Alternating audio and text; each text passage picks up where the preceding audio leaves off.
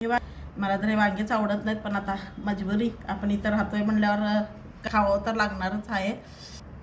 तर हे सगळे असे 4 भाग करून बघून ना चिरून घेते. हे वांगे चिरून घेतलेले आहेत. तर चला तर ह्याची भाजी करायची. पाण्यातनं काढून घेतलेलं आहे हे वांगे. तर इकडे घेतलेला आहे शेंगाचा कुट्टा आणि त्यात घालून घेतलंय चवीनुसार मीठ, 1 चमचा लाल तिखट, हळद, धनिया पावडर, गरम मसाला.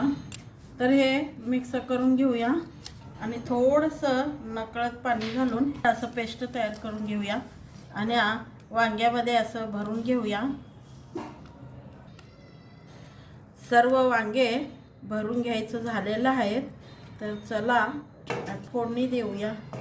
तेल गरम झालेलं आहे. मोहरी घालून घेतले, मोहरी तडकली आहे. जिरा घालून घेतले, सुक्या मिरच्या, चिरलेला कांदा, कढीपत्ता, अद्रक, लसूण, कोथिंबीरचा पेस्ट परतून घेऊया मसाले. आता घालून घेऊया वांगे.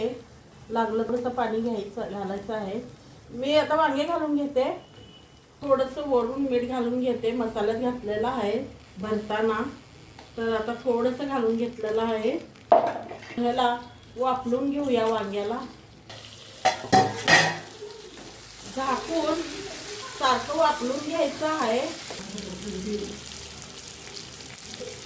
लाल तिखट मसाले घालून घेऊया. लाल तिखट, गरम मसाला, धनिया पावडर. आणि तुम्हाला सांगते मसाले तुमच्या आवडीनुसार घालू शकता, कारण भाजी कुणाची जास्त कम राहते त्याकरता तुमच्या आवडीनुसार तुम्ही मसाले घालू शकता. आता मला जेवढं माझ्या भाजीला जेवढं लागणार तेवढंच मी घालणार ना. तर घेऊया.